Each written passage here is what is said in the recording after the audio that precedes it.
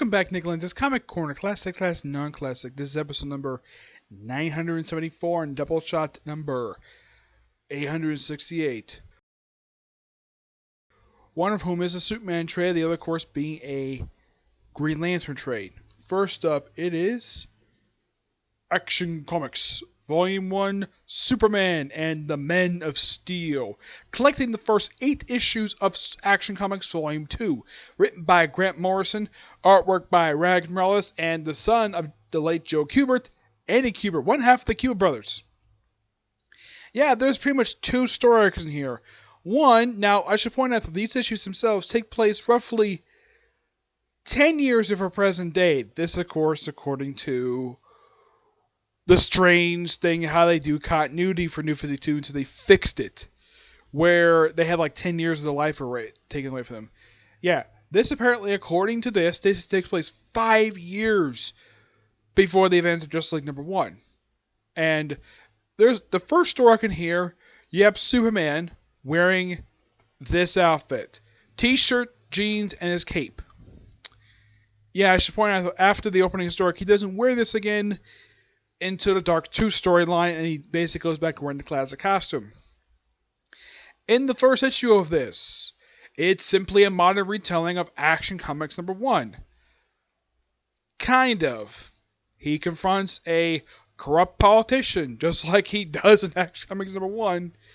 And of course, and apparently, get this, the Metropolitan Police, the Metropolis Police Department are on the take. Pretty much like almost every cop in the frickin' city's on the take, and each one they clean up corruption. Oh yeah, and we also have in here the first chronological post-Flash appearances, not only of Superman, but of Jimmy Olsen, Lois Lane, Lex Luthor, John Henry Irons, aka Steel, and Metallo. Yep, all in the first 4 issues. And we also have in here, at the end of the original 4 issues, how Superman gets the costume he wears for pretty much the entirety of the New 52 stuff. Yeah, the armor stuff. Yeah, apparently he got it off a ship that was basically one of Brainiac's ships. Yes. Apparently it's supposed to be Brainiac. They clearly don't show him in here. Nope, you don't get a clear depiction of Brainiac in here. Which I think is a little weird. Yeah. If you want to know what Brainiac looks like in here, it is by far the most bizarre look that Brainiac has ever gotten in the entire time this guy has been around. Let's see if I can find him here. I know he appears in the first 4 issues. Yeah. Here's what Metallo looks like. Yep, this is Metallo. It's a not bad look for him. Nope, he actually keeps this up until Doomed, where apparently he dies. Yep, he dies. Yeah, because Superman takes his kryptonite. Yep, he does. Yeah, he pretty much just takes it. Because, well, it was until Savage Dawn when he finally decided to take up the mantle. Well, when he decided to try to get his cells opened back up. Yeah, how it's explained is quite bizarre. Yeah, anybody can tell by reading this. Yeah, basically, we have ships we have cities shrunken in big bottles. What does people tend to think of when people think of this? Frickin' Brainiac. Yep. Though, yeah, it's frickin' Brainiac. The how Superman gets his suit, apparently he just sees it complete random in some chamber, puts it on, and it transforms into, well, the outfit he wears, the Kryptonian armor that he wears up until the current continuity. Oh yeah, and this apparently is supposed to be a Brainiac. Yeah, luckily enough that Doom finally fixed this, basically, yeah. I'm sure Greg Pak saw this and like, yeah, that's not Brainiac. Though, it's probably one of his drones. Yeah, that's my personal theory. It's one of his drones, but it's great the fact Grant Morrison did this. Well, with the whole ships in the bottle thing, setting up stuff basically for later. Yeah, that's the thing with Grant Morrison. If you read his work, he has tendency to throw Easter eggs in here, though you don't really notice in here. I mean, obviously it's Brainiac's ship, well, one of his ships anyways. But nothing really much is done with it because after they wrap these issues up, the ship never appears again until Doom. Yep, not until Doom. hmm Yep, and Lex is, well, they also, at the end of the first 4 issues, a lot of the corrupt officials are pretty much arrested. Not the cops, fortunately, just a few corrupt officials gets arrested at the end of the 4-parter. Yeah, and one thing I also appreciate, though, about these issues, and I love this about Grant Morrison's style of writing, is the font of the stories. Yes, you look at this font. It is really, really good. I love this classic, this sort of basically this vintage 30s style font. Yeah, because Grant Morrison loves the silver and golden age of comic books, so he tends to bring stuff from that era into modern day and modernize it. And this is not that bad. No, it isn't. Though basically you gotta thank Grant Morrison for basically driving George Perez from DC Comics, though he was forthcoming with his plans on these issues. But these issues are pretty good, and my friend Tivy is not a fan of this run. No, he's not. He doesn't like this run at all. But I like it. I don't think it's that bad. This book roughly a 9 out of 10. It's not bad. It's pretty interesting read. Though it has some basically confusing things. Also, one point in the storyline, Superman is captured. Also, he's bleeding. I'm like, he's Superman. Why the heck is he bleeding? Is he exposed to kryptonite? Nope, he's just bleeding for some reason.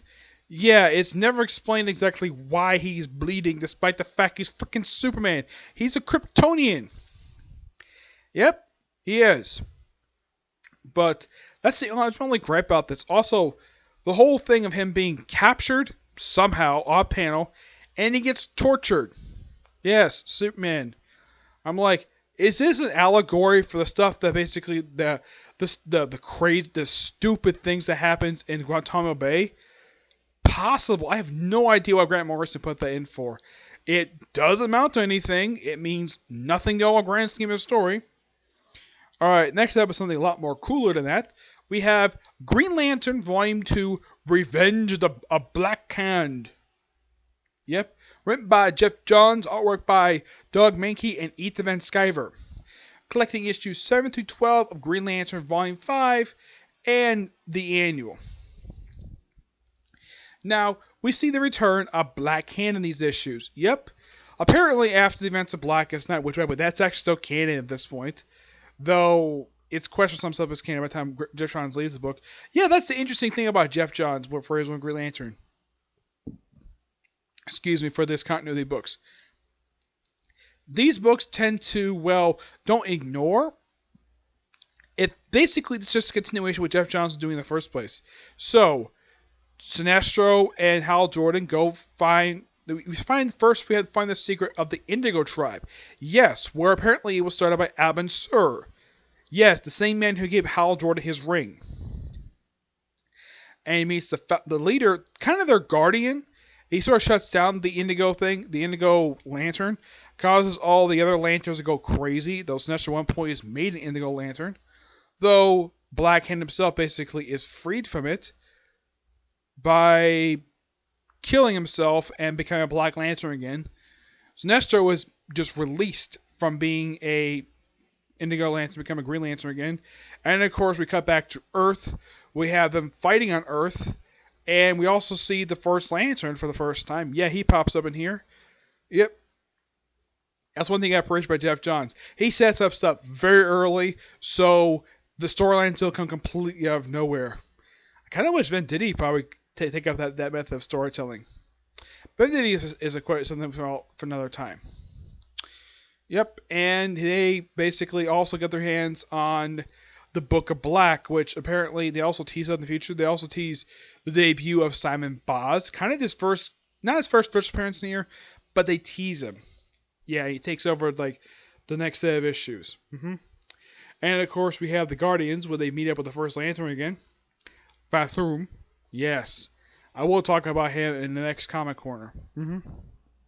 Yep. And of course, the storyline here ends with Black Lantern reading the book of, by having Black Hand reading the Book of Black and saying, Hal Jordan with the greatest Black Lantern, teasing the end of Jeff Johns' run on this book. This book is fantastic. I love it. I'm giving this book a 9.5 out of 10. One thing I do appreciate though about this, now here's the odd thing about this particular storyline. Now I think there's another artist in here. Yeah, there's like a few different artists aside from Doug Mankey and Defense Scavengers with Pete Woods, Renato Goods, and Jim Culliford. Yeah. Now Black Hand does appear in the next set of issues, but after Jeff John leaves, he doesn't appear again until Godhead. Yep. After Godhead, he pops up for like a couple issues just prior to issue 50, and that's the last see of Black Hand. Yep. But yeah, Jeff Johns made a cool villain, but I didn't like the fact he made him a necrophiliac. Yep, that's probably one of the most disgusting things about Black Hand is that he loves playing with dead bodies. Though in a flashback, it's implied he does something else, but he loves playing with dead bodies. That's basically Black Hand for you. But yeah, good set of issues. They also mentioned Blackest Night in here, but Hal Jordan kind of takes up being sort of the caretaker of the Indigo tribe, takes Aventur's place in a way, though this goes nowhere, because Venditti does nothing with it. I like nowhere does anything with it at all, not even Grant Morrison, which is kind of weird, and he's the current writer of the Green Lantern book, though like, for some reason, when he took over the book, they got writing Hal Jordan, he's either called the book The Green Lantern, which makes no sense at all. Just call it simply Green Lantern. That's my thoughts on it, okay? So yeah, that's it for this particular review. I have no other videos planned for today. This was the only video I planned to do. If somehow tomorrow I'm definitely planning on doing 3. A 4th one is a maybe, and that'll be a review of basically in our comic corner. Now, how far am I into Case Closed in Case Winner for season 20? For season 25, I have exactly 21 episodes left currently. I should have finished hopefully take a little over half of the remaining episodes and finish the rest tomorrow. Yeah, so until you see the next video. Bye.